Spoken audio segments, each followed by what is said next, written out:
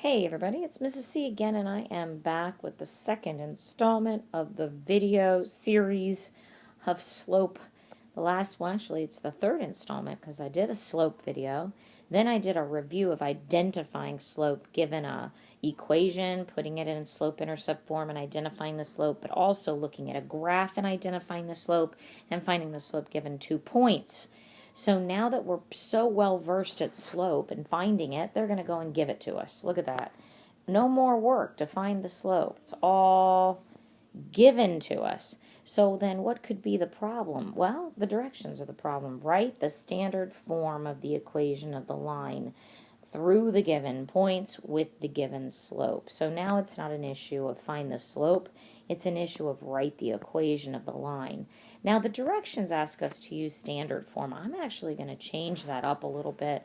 I'm going to want you to be able to use slope-intercept form and point slope form, and therefore we've got to go over a couple kind of fine-tunings about what is the difference between the forms. So a little bit of notes for you. Not those notes, not those notes. Okay. So we have 3 different forms in algebra. One of them is called standard. Oh boy. One of them is called standard.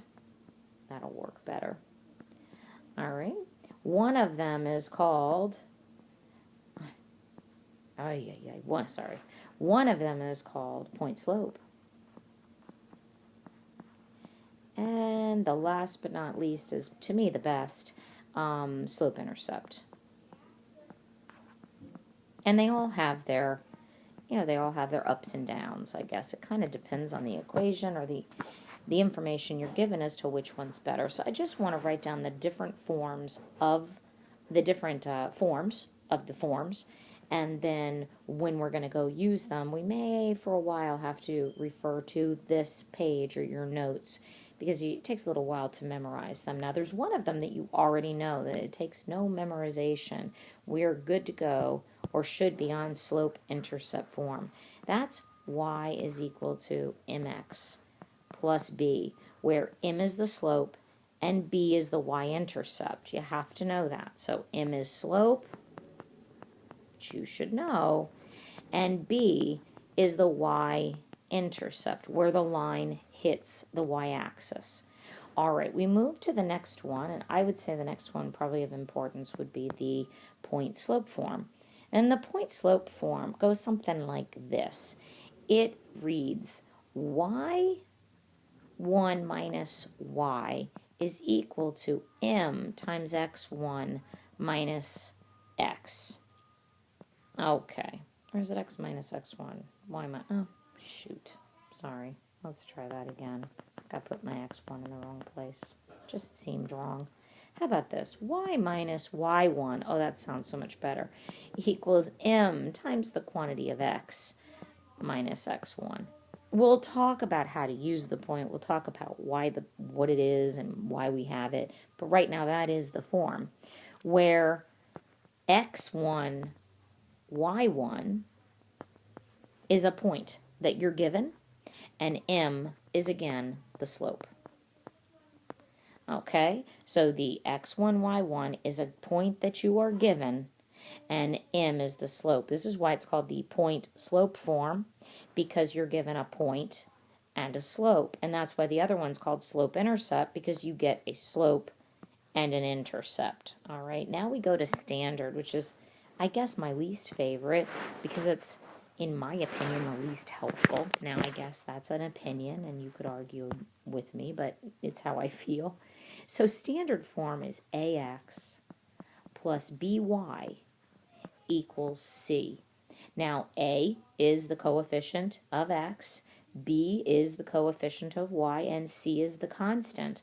However, you must understand that x, the coefficient of x, which is the capital A, is not your slope. It's not mx plus by equals c. And so therefore the capital A, B, and C do not tell you the slope. And in standard form, so in standard form you cannot identify the slope, and in standard form you cannot identify any of the points that are on the line. And so it's kind of looking at it, it's not very helpful, but it's very pretty. And I'll explain why it's pretty. It's got a couple rules. And I believe the rules of standard form change depending on the teacher you have. But standard form, your A must be positive. Okay, that's number one. The capital A must be positive. And you cannot have any fractions. No fractions are allowed, which you should probably be really happy about because normally you don't like fractions. But when you have fractions and you have to change them back and get rid of them, well, now you have to work with fractions to do that. So, it's probably a lot of people's least favorite, but it's really not that big of a deal. So here are your basic notes. This is very basic notage, but it'll do for now. So let's go back through all of this and come back to the problems. So here was what we had. We were asked to write, whoopsie, sorry about that. We were asked to write an equation given a point and a slope. Now, I know that this said standard, but honestly, if you're given a point and a slope, let's get it in point slope form first. And what I'm going to do is I'm just going to get rid of all this because honestly, it's just not only a distraction, but it's taking up all my space. So let's just actually use point slope form for a minute here. Do you remember it? Probably not. I'll help you with it one more time. It is y minus y1 equals m times the quantity of x minus x1. And remember, hang on one second, x and y, the y1 and the x1, stand for the points that you've been given. And in this case, you see you've been given 0.12. And you've also been given slope 7. So if we put those two together, let's just say we have 0.12, right? We're only given 1 point, and we refer to that as the x1 and the y1. If they'd given us 2 points, I'd say this one was x1, y1, and maybe the other one was x2, y2. But in our formula for point slope, I only need one pair of points. So I only need one ordered pair. And then I can swap in, plug and chug the information that I have to solve for what I don't. So in the case of this, I have a y1. See the y1 right there? I swap in a 2. And you see the x1 right there. I swap in a 1. And you also see that we have an m. I underlined it. It's over here. It's a 7. So that's a 7. So if we recopy everything, it will look like this. Y minus 2 equals 7 times the quantity of x minus 1. And easy breezy from this point, we just have to put it into proper form. This is saying they want us to write the answer in standard form. So, oh my gosh, now we have another form to have to know all of the forms so that you can use one form to put it in another. Isn't that complicated? You use one form and then you put it in a different form. So ordinarily, the proper form for me is slope-intercept. Put it into y equals form because from there you could graph it. You could put it in a graphing calculator and analyze it. But the directions here are saying standard form. So what I'm going to do is first I'm going to put this in slope-intercept form just so that you can see what it would look like. And then I'm going to go and I'm going to explain standard form because I believe I wrote it down somewhere. I just have to take a look. Where did it go? Nope, that's not it. That's not it. There it is. Okay. So point slope form we just did. And in fact, if they had said to write it in point slope form, I'd be done. My answer would be done, and I'll show it to you in a second. Standard form has to look like this. Ax plus by equals c, with a being a positive number and all other coefficients, a, b, and c, must not be fractions, And then our slope-intercept, which we're all quite good at doing at this point. So let's go back. Here it is. So this is written in point slope form now. And if they'd said write the equation of the line in point slope, I'd be done. But they didn't. They asked for standard. So let me just show you this in slope-intercept form. Why don't I? Yes, why don't you? We would just evaluate it. Not evaluate it, we would simplify it. Y minus 2 is equal to 7x minus 7. And then we would get this little 2 out of the way by adding the 2 to both sides. And then voila, as they say in French, U765 are done. And the slope-intercept form is y equals 7x minus 5. They do look a little different, right? Like, where'd the 2 and the 1 go? You can't tell the point when you're in slope-intercept. What you can tell is the slope of the line is still 7, and the y-intercept, where it crosses the y-axis, now we know that piece of the puzzle, which we didn't before with the information they gave us at the top. All right, so now let's clear this craziness and start from scratch. Now you're going to see a lot of problems under here that I've hidden because I didn't want it to confuse us by looking at it. All right, so let me get rid of them again. You get to see the magic of me while I'm doing this. And I'm just going to recopy my equation, which is now in y equals form, slope-intercept form. Here it is.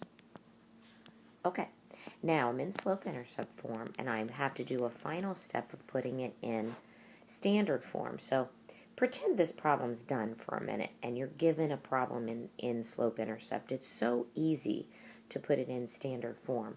You just put the x's and the y's together and leave the constant on the right. And if you recall standard form, I'll put it down here, ax plus by equals c, where a has to be positive and a, b, and c must be whole numbers. Okay, now we're not going to have a problem with the whole numbers because they're already whole.